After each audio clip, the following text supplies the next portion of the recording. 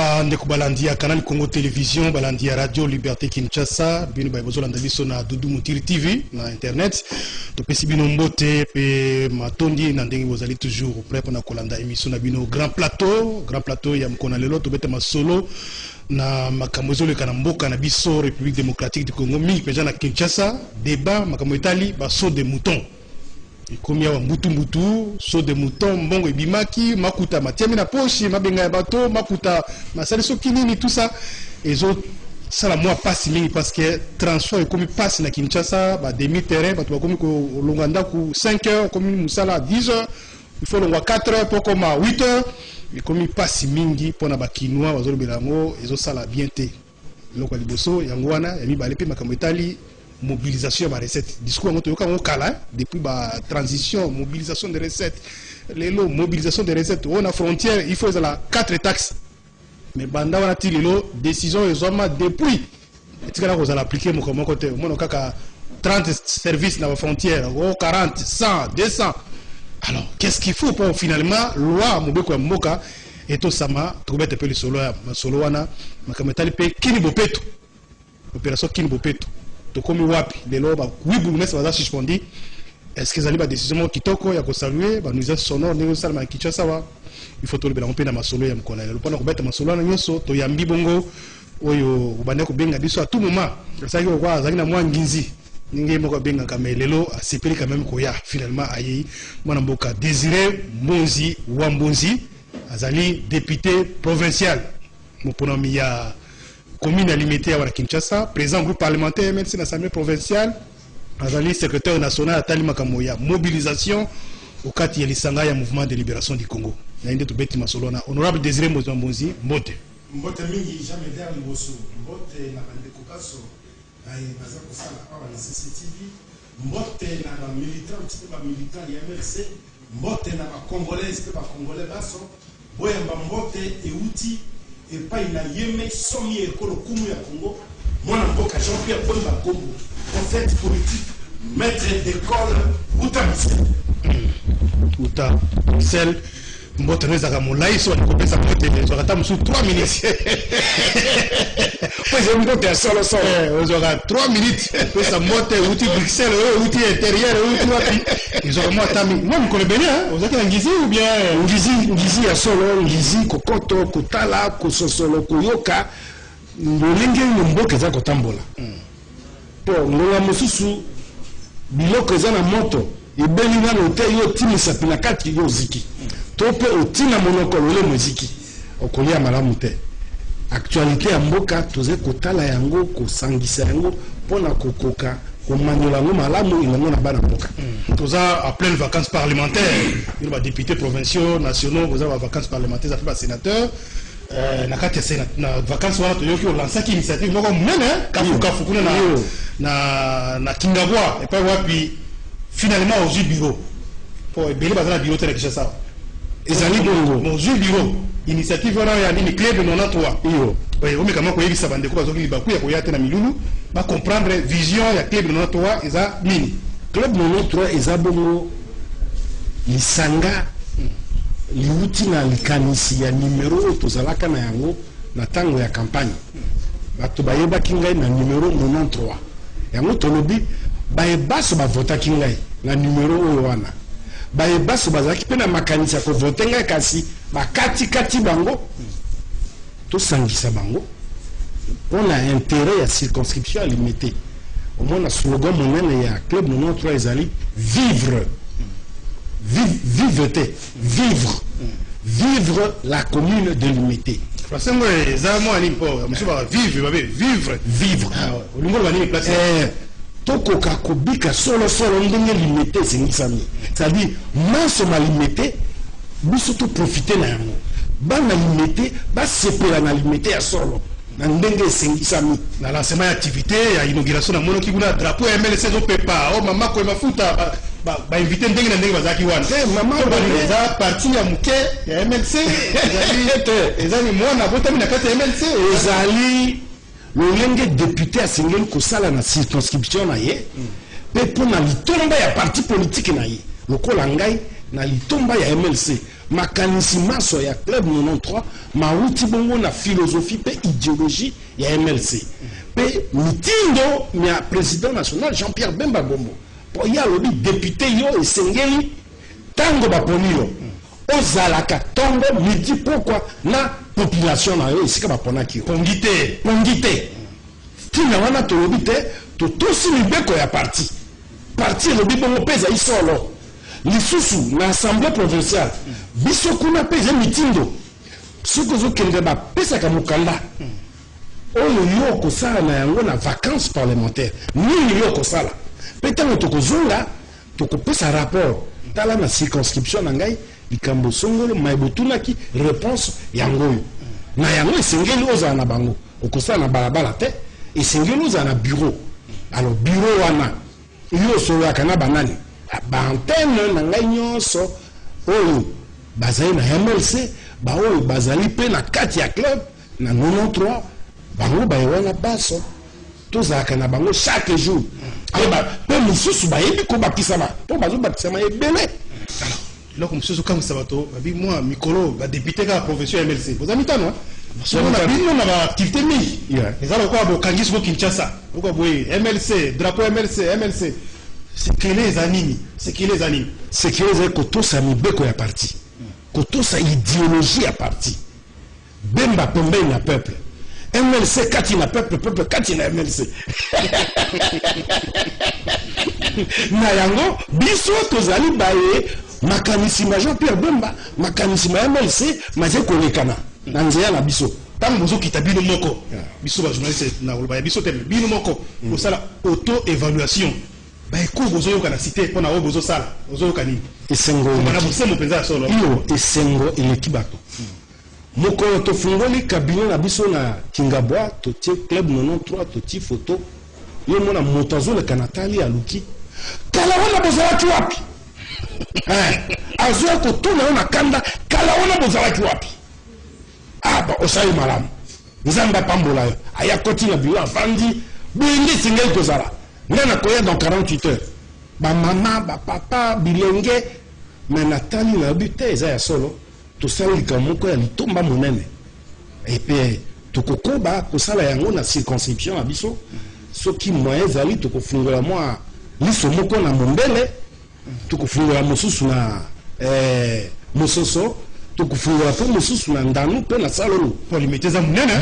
monene mingi po tokoka kovandisa idéologie ya lingomba bipai biso wana alors eza un peu rare de cas pour mon député biro na ye adresse yebani so natangi na Kinshasa wa atuka na yebite so 35 na yebite za mwa pasi mais tango bozui risque wana tebite so za risque ozomona ngo ezani eza avantage pour na yoko za la proche na peuple ozomona avantage et comme une charge avantage monene charge ezete jamais dali woso charge ezete po bango tanga bavotaki yo ezaki charge te pour na nini soki okosola na bango comme charge ezali charge te au contraire ngai nde esengo nazomona sikoyo papa oyo atambola na se ya mbula mpo na ngai mama oyo atambola na se ya mbula avote ngai leki oyo mwana oyo bo te ya solo idéologie ya Jean-Pierre Bemba eza likolo mpe esengo mingi wana toyebi te tokokota lisusu ti na se na ye kodécouvrir baréalité mosusu oyo tozomona mpe na mosika sikoyo nde naza kososola mpe koyeba yango okokamba ekolo olenge nini soki oyebi besoin posa ya population te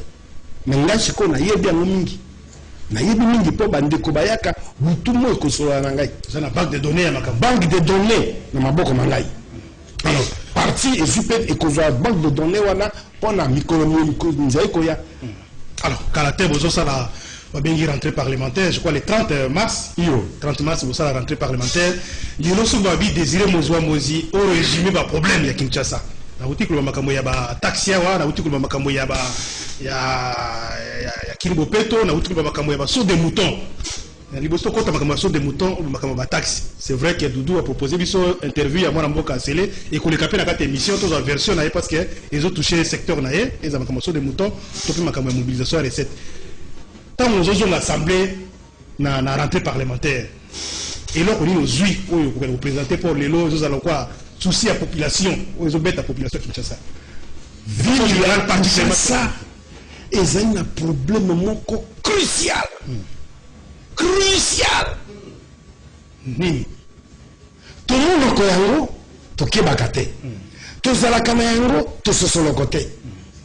Tala mukolo musu yezo ebisi ba fariseo. Alobi soki okotala likolo osengi likolo ba ke mbule za koya to pe kasi boza ko sosolo te. Bokonzi ya Nzambe ese vandi na bino. Problème ya bakimo ezalaka na biso eza na biso likambo moko la protection civile. Protection civile ezali besoin permanent ya Kisasa. Lelo na Kisasa soki ka likolo yindi baye bavandi bakomi kolela érosion ndako kobukana mabele kobukana manzanza courant na mai transport comme passe inondation ko salema besoin monene ya kiwa lelo ezali protection civile. Ce besoin là ezala na niveau central ezala na niveau provincial l'exécutif bakebaka na yango te. La protection civile lelo elongo na contexte réduit oyo ezalaka ya kala ya basapeur pompier emata ekoma na horizon moko monene tala ndakisa moko na kopesa awa inondation esalemaki na limité mai wana na ndanu na kingabwa. Il n'y a pas eu un gouvernement oyo alengelaka en termes de prévision ndenge mikili misu baza na molongo météo elakisaka ke ekozala yombe mbala oyo badeplace bahabitant bake bati bango esika mosusu ntango mai eye kotonda baintempérie soki esili bayei bakosala babengaka épandage, c'est-à-dire nini bakoya kodésinfecte esika oyo mai ekangaki mpo mai ntango ekendeke ye evandi elongwe etiki mbindo nyonso salite microbe baépidémie ekozala wana mbindo bosoto salite bakimio bako ya bango ya français. Alors sikoyo eza problème est-ce que budget wana ezalaka te biso besoki moto akufi to érosion caméra ale bino bajame dal boke wana badudu mutiri était présent bozoba mingi protection civile président oyo etali ndalo président ya république akitaki wana te mais suite nango eza nini kama akiti aleki toyoki nini batikala be ndenge baza wana parce qu'il y avait pas un budget pour ça ozoyoka budget moko mpona yango ezalaki te prévision soki na niveau provincial na nyonso nalobi ezala national ezala provincial na moya lelo la protection civile etikali ekomi eloko moko important pourtant l'inondation esalemaki na zongo esalemaki na libenge esalemaki na baville ebele na RDC mais vous comprenez que c'est un problème national et donc bakinois miroir la République démocratique du Congo est singeli et bénéficier d'une attention particulière en matière de protection civile. Alors, tokei mais makambo etali ba taxe. Boso tokota wana no makambo etali suspension ba gouverneur pour l'opération Kimbo Peto na ki ba réseau batangi wana bourgmestre pardon ba respecter makambo etali côté ya Bopeto na ba Kinshasa na ba commune ba moté ba mise en sonore ba kelele tout ça noté et puis finalement 8 va suspendre on va faire 3 mois aux députés provinciaux mesure on est le bel nini et sengo tout comme à un niveau que moto buki mobeko non seulement va suspendre mais va tirer pe maboko va tirer na ndako indo na boloko avandi wana atoki na kati na boloko abili azongeli mosala pe akozwa mayele. Ce n'est pas normal. Soki otali oyo epesameli bango en terme ya mpifo ya pouvoir possibilité bakoki kozala na yango oyo eza kosalema ezali mawa soki bazali baponi bango babourgmestre makelele ezali te esengo bazosala bafete mais ntango babandi mosala fete esili non seulement bazosala mosala yango ndenge esengisami te moyen oyo bati na disposition na bango ata ezali moke esengeli esala mpe mosala bato bamona na miso ya mibale insubordination mokonzi apesi yo mitindo yo otosa te mpo yo outi na parti politique songolo mais soki mboka ekokoka kotambola ndenge esengisami na lolenge ya bato wana te nga na mitunaka ezali na un principe moko ezalaka principal mpona misala ya territorial lokola bourgmestre aza moto ya territorial l'itinérance okomona bourgmestre mosusu ye avandaka na commune wana te mili okoma bourgmestre wana ndenge nini ye ayaka na 11h azwi mbongo ya bawenze wana ya bamesa na ye ya bakisa wana azwi ndambo ya baparking wana ye na baaseko bazwi bati na poche ale 16h waenda akei ake na ye ayebi makambo ya commune wana te mais bato mosusu balobi c'est vrai ozala maloba bato mosusu balobi ke mesure ya gouverneur ezali mesure moko sélective azotala batete ya bato so abi ke oyo aza soki nani ale atambwisi eza mesure moko semble-t-il mpenza esengeli mosusu eza mpe makelele ndenge wana esengelaki ebanda quelque part esengelaki ebanda quelque part mpo soki oyo azwi omoni ndenge ezaka bilamba evandi eke na pressing te avant ke na pressing eza na salite mais esengeli obima okotala oyo ezomwa propre donc lolenge moko na bango baza wana bango nyonso baza mabe kasi oyo azomwa malamu oyo eleki mabe yende azwa etumbu bazalaki na mwa mabe babongisa eza kwa gouverneur dévancé peut-être abangi ke rentrée parlementaire kozala mutu l'interpellation banini bon abimisa nango banadeja kosanctionne ezala kobanga to kobanga te mabe kozalaka seko mais est-ce que soki bazongi bakobongisa non je crois que moi sanction à 3 mois et puis si ekopesa bango mwa mayele il y a que les imbéciles qui ne changent surtout ozwi kaka makambo etali nuisance sonore wana eza badécision babi edi soki depuis 2012 2013 mais tilelo pourquoi ezalaka mpe te po bourgmestre affaire appliquer yango ça demande quoi mais bourgmestre avandaka wana te oyoki likambo na lobi ye avandaka wana te itinérance principe wana ayebi yango te ye banda ya azalaka be gouverneur na bourgmestre na bureau na ye bayaka kopesa ye makuta obe wana azwi mbongo ati na poche azongi ndako na ye vie ya commune na ye ye ayebi yango te ezali occasion na kosenga na ministre intérieur ministre provincial de l'intérieur tengeli akamataka kaye moko wana registre bourgmestre il faut apesaka ye situation à chaque quartier à commune chaque jour et c'est important akamata fungola foni batia foni alors tu parce que allo matete allo limité moi laissez évoluer ça monitoring yisi kwa bango bazoyoka mais monde évolué wapi tata yomona kaba nini Motorola nini général ce qui bato bazali tel réseau tout le monde suit tout à fait alors akokuba na yango kimbaseke bandal mula pa baze koloba wana ozali wapi ozali koyeba mosala opérateur abeka opérateur ewa mosala mo kitoko mingi alors siko il faut ezala institué allô à vous le monitoring journalier ayeba bourgmestre ayebisa ye mpe okokamwa likambo moko na kosekisa yo na vandi epai na ministre moko toya kosolola ye nde azoyebisa bourgmestre likambo boye na quartier na yo songolo likambo eza kuna oh non je vais aller vérifier yo vérifier je te dis il se passe ceci et comme 11h azobenga bourgmestre batuna ye azoba bon je vais descendre je suis pas encore au bureau 11h bon bato ya boy ministre azobenga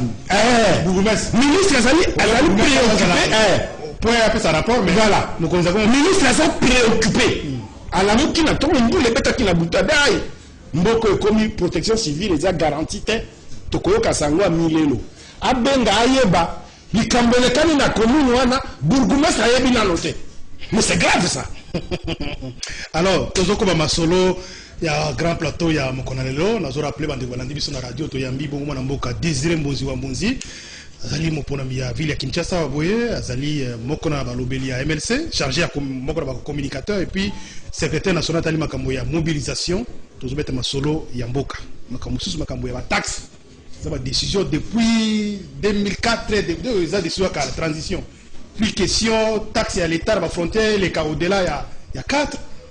mais les lots ils osent toujours se répéter makambo wana puis ba député awa na Kinshasa ta okende na zando awa ndozo katsa braza au temps de temps à temps na ça on entend musuke okena ngambo tant on comparer ba na frontière na biso ozomona ndenge nini eske makambo ngo mawa soni pe pasi likambo yo Jean-Pierre Bemba Gomba betaka certaine na transition ti bakiko fungola ba guichet unique na pona nini guichet unique pona kotelemela potopoto yo lolenge ezali lo ya mabe oyo taxe soki balobi ezali misato ezali minei nyonso koke kuna mingi na bafrontière okokuta bataxe ekoma 11 nzoka esengeli kozala 4 esengeli kozala misato 3 to 6 mais ekoma 11 c'est-à-dire yo lingo voyager mbongo oyo ezalaki na yango tike na ezali moi 10 francs ezalaki ya poche oli yango baso okomi bakoswaswa yo wana te olembi kanda ezwi yo okoti na avion to na masuwa to na mutuko katisa vraiment épuisé mais so comme pas misusu mokanda na oka ekoti ekei batali kuna merci monsieur bon séjour yo alokei mona biso osoko oyebo ete omokode pa na biso nzambe lifelo esengeli likambo ya bataxe na frontière surtout na bafrontière et moko regardons il faut attention bokebi ezala wana bazongisa baguichet unique wana oyebi te soki nafuti 10 000 francs na ngai 3 000 ekei ya 2 000 ekei bokoki na ngai papa oteyemi okei mais oyo eza kosala epai na biso awa mawa kobanda Jean-Pierre Bemba kenda na 1+4 nsima na yeba koyakei mpo ye na guichet unique na chaîne ya dépense omoni ya solo mwana moka Désiré Mbonzi wa Mbonzi tozokoba masolo ya mkona lelo liboso tozonga kuna na régie ndeko ale apesa biso masolo ngata kota na sujet o ya so de mutona mala moko comme ça ndeko kopesa biso extrait pe ya ministre toyoka pe makanisi na ye o komi lelo entre Mbula Matari tantôt mbongo bazo bloqué na ministre ya finance toyoki ministre ya finance azana version na ye toyoka ngo pe sikoyo alors finalement yo za député ya Kinshasa ufanda kana ibike so fana so na ma campagne so fanda wapi bino ba député quand on est à place au fanda kawana peut-être nzela na yondo kutana na so de mouton teme biso à place au fanda ka so de mouton ebai tant on somona makambo ba accusation ba travaux et autres tambola te ba fungula ki presque vide na kati tantôt on ba lancer ba réquisition à expert ba ya ko répondre ko pesa ba élément ba ministre tout ça et ozomona ngone na mo musika likamaso de mouton ezali mawa soni pe pasi mawasoni pe pasi na monde moderne budget basala kango sur base 1 ya programme ya gouvernement programme ya gouvernement basala kango sur base ya besoin réel ya société est-ce que sur de moutons il y a un besoin bakinois c'est ça la première des questions. Tango bakamati un crédit provisoire pour sa budget il y a bon 100 jours na bangoana est-ce que besoin ba Congo ya ba Kinois ezalaki sur des moutons pour bakamata ba inutile des sommes importantes et si pire notaire makamoni balo na kati il y a liboso ezalaki besoin ya ba Kinois te besoin prioritaire te et qui peut un besoin te pour besoin ya ba Kinois lolo mabuli manzengele ici là ceux qui banzela nyonso ya kisasa oyo ezali réflexionné na mosolo oyo bimi pour la sauce de mouton. Mais c'est fini. La situation ils ont désengagé. On a Liboso. Il y a Liboso. Il y a Mibalé. En termes de recettes, Nalandi on a dépenses affectation. Nalandi Bazako accusé ministre de la finance, Azako paie sa réponse. Nga na vandi Nathalie Nadi Meze Mawa. Au moment où Pidino Mbongo bimi la caisse à l'État, Batubaye Bate, ministre de la finance, a Lukakoye Bate. Moussala n'a justement Yangoana. Mais c'est grave. C'est tellement grave. Mbongo ministre de l'État, bino beaucoup yango, bozoki kosala la misala, mais une orthodoxie. Il y a gestion. Et c'est le ministre de la finance, Atala. Bolobaki besoin de misala technique na bino, to yebi kombote, mais dépense bosenga ki yango. OK. To pesi 1/10. To pesi 3 sur 3. Donc évaluation. Alors sikolo, il faut reddition de comptes et à laquelle on est. Bah dépense bon ça là, et à la canatina nini, et ça les macaboye, pesongi boye. Pour tout corriger, n'ambalo yasima, tant que tu voter budget motus. Mais c'est le financier doit le faire. Mais il n'avait une terre n'habite ça ma camona banga d'ailleurs c'est ce catch. Mais tant que tu as n'habite j'ai sur l'État, il y a un gars comme Mozi Ambozi na gars pe na kati. Alors il faut l'état mais kota la ti na bino bakari ne bembe mbongo na bango yango ezeko be ba femme il faut total mais kota la wana na bino mais tata ya finance kombo na ye nani Sele ya la guli Sele ya Ayabuli mais asa na raison oui bi comment ndekolote asa la kinote te on est alimité ngana talinge fonction na ye tout à fait fonction na ye na expertise mais tant va percer la réponse. Non, j'étais émerveillé. Il faut dire...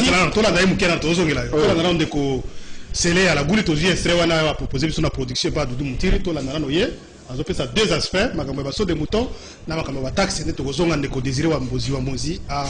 makambo ko soki sama masole mkona to la naye. Non mais mosala ministre de finance ça pour na ko bloquer mbongo te. Mosala ministre de finance ça d'abord pour na ko kongola mbongo écoute na caisse à l'État et ce écoute na caisse à l'État il faut to bana ba dépense o elongo bani nanu ba dépense elongo bani ngelo bani ngelo ba ko futa nanu batamisala ba fonctionnaire à l'État et elongo bani il faut to futa nanu ba travaux il faut to futa maman gratuité éducation tata mokolo mboka a décrété gratuité et ngelo ba ke bana o bana ko futa classe liboso ba parents na bango il fallait ba futa mongo avant ba kota classe mikolo yo bazo futa le sous-souté parce que c'est ça la gratuité il faut mbongo ekenanu wana malheureusement il s'est fait que mbongo mboka ezo kongola ezo kokate pona ko rencontrer ba besoin nyonso et c'est ce qui fait que incompréhension ça mais na ko peut-être ko bloquer misala ya tata mokonzi pona ko sala misala ne ya balabala ko sala misala ne ya ba centre de santé misala ne ya ba école toki ko bloquer ngote parce que yango ne muto ko sala ke mboka ekeni liboso nyoso to senga ke zaye ke ba contrat wana comme bazo sala misala wana basi bazo ki mondambo mbongo liboso il faut ba sala nanu na mbongo wana ba ye ba justifier niveau oyo mbongo ba utiliser ngo na nenga malamu et puis après malembe to bani suko futa problème ezalaki ni yango na biso to sengi kaka ke non oyo bozwa ki liboso boye bo justifier ce que tout le monde dit oui musala et salemi na nenga malonga par rapport na mbongo ba pesa ki bino malamu to pesi mbongo mususu mais toki ko pesa te soki nanu bo justifier o bozwa kite mais toki ko bloquer musala mo tata mo kozité to ko bloquer mo pona nini ora to zo bloquer peuple to za na tina te ko bloquer peuple to za na tina ke to batela mbongo a peuple et que na misala o elongo bani gratuité à éducation fonctionnaire à futama bien et puis so ba pesio tronçon yanzela sala musala malamu yanzela et puis après oye ko justifier et puis après to futur le soso ce ko justifier te to futa yo peut-être malheureusement neng na uto tambola par exemple a wana katanga na tena ba réunion na sala ba réunion donc na bango mingi na chaque mercredi na Kinshasa ba région zebele ba région suza na kati na bango moko ba régie financière o na zo ibsa bango que to meka ko sala plan d'action pour na ko corriger mais ba région soupe etali ba autre service belé so ken na ba poste frontalier et ça kakaté par exemple la douane ba service c'est belé et autres des ordres donc les loyo il faut impérativement batika ba douanier na poste frontalier basala musana bango malamu. Déjà tata mokonza mboka o akenda atika nombre de services où il fait ça dans le poste frontalier. Il faut tout respecter ordre de service. On a que il faut 4 services dans le poste frontalier. Il faut tout dire 4. Malheureusement, il s'est fait que le service est belé. À part le service opéré, on a pu le service social l'État est belé. Ils ont empêché la régie financière pour rencontrer l'ambition de Bangona. Yangwana tata mokonzi azwa ki mitin donc to kita na ba province. To zoba avis wana nyoso total ngo biso moko na biso mission au normal il faut to yana ba ministre msusu. Mais étant donné que baketa il faut pas que ne peut optique tata mokonzi na mission na bamboka msusu yangona ba été. Mais ngana ko tala rapport na gouvernement de façon que oyo ba régie financière ba ko sala basala oyo peso senga que gouvernement etia ordre de façon que yo soki musala na yo ezate musala ya kokongola mbongo na l'état kokipe wana te sala oyayo tika ba régie financière pe basala ya bango de façon que mbongo ekota na ndenge longo bani na caisse ya l'état. On a allé extrait à propos, il y a mon mboka Sélé à la Gouli, ministre des Finances, au Tekuna na Grand Katanga pour la tournée, à profiter pour couper sa paix, point de vue na yena makambetali, prétendu blocage dans le nouveau ministère des Finances pour débloquer mbongo ya l'État, aussi sa misala sur des moutons, et puis makambo ya ba taxe na frontière, mon mboka désiré mbonzi, au Taïko Lobango, Awaboye, au Landipe, le soleil à ministre des Finances, il y a peu sa mécanisme à Souka, au Bandiko Kanga makambetali. Désordre wana to benganso désordre finalement qu'est-ce qu'il faut pour misala ici là qui nous battre la paisiblement à Kinshasa poto vous pensez que c'est normal pour le ministre pour bloquer situation poto et l'équipe les cas qui n'a lobby en na ba frontière surtout le ministre ya finance tala apesi ero comme qu'on a landi azongi le bangomba la misato et singeli ko justifier dépenses yo sali mbongo yo keina yango okamati misolo ya l'État oke lobby oke kosala projet songolo zongi sa siko réponse to pesa yo limbola biso osali na yango nini misalo osali yango wapi po ba pesa yo misolo misusu enquête ba wuti ko l'enquête ko na moniki e kozala mais c'est très important ngai na kosenga ministre ya finance soki akotambola boye azala kana ba inspecteur de finance bazala na pouvoir d'arrestation comme au PJ baye batali soki ba kintiale ba toma boko ali ba tie l'avion na ye azongi na yao et sengeli sele ministre sele atambolaka na ba plus ba simaraye tango moyebe moyibe zesika mokala ba tie otola maboko mbala mokala ba kena ye oya so de mouton il y a un document informatisé. Il y a un document informatisé. Entreprise. Oyo, Ezwaki Mosolo. Et il y a la biso. Nous poudre aux yeux. Finalement, Tokotala et pas une Kosuka. Tokotala Tokolanda. Ils ont mis sur la biso Banamboka. Bon, Nalandi, ministre de la Finance, on a scellé à lobby. Ezali pour la bien misolo ya peuple misolo ya peuple biso faut to landa misolo wana basali na yango nini mais esengeli da kopesa ye toli atambolaka na ba OPJ na ba inspecteur de finance mbeba ezali kotia bango maboko lokwa kele katanga wana azonga na bango ata 15 ba mususu na bubu ba kewa nani bonde ba mususu bakobanga bakotosa l'État. Merci beaucoup. Mon amboka Désiré Mbonzi. La semaine prochaine, on va y aller sur ce. Tata, naza na vacances parlementaires. Soko benga ngana butu, solo bina le toko na ngana tia kao, na koya na yango. Okoka via awate. Na kokoka. Toza ba sinistré. Alors, to komina suka ya masolo ya mokona lelo, to yambaki Désiré Mbonzi azali député provincial ya ville Kinshasa. Pour nous, dans le cadre de MLC, il faut répondre au solo masolo etali baso de mouton, les allez bloquer, les guerres entre Kamiemboka, tout solo makamotali ba tracasserie, ba taxe, exagération, multiplication, ba taxe leki, makamba kinbopeto, na ba sixième susu bolandi et malamu, bino bolanda biso na poto, bo continuer ko komela biso et puis ko benga biso na numéro zali affiché na ces écran na bino. Na Radio Liberté, beaucoup benga biso na 081 177 02 62 081 177 02 62. Merci. na équipe technique Mobimba na Doudou Montiri TV au bout sur l'antenne internet Doudou Montiri avec la coordination émission ndeko Benjamin pe assisté biso lelo ndeko Alain azaki na technique Karine Bibes derrière la caméra botika na malamu deuxième Mozambozi merci mingi. Merci.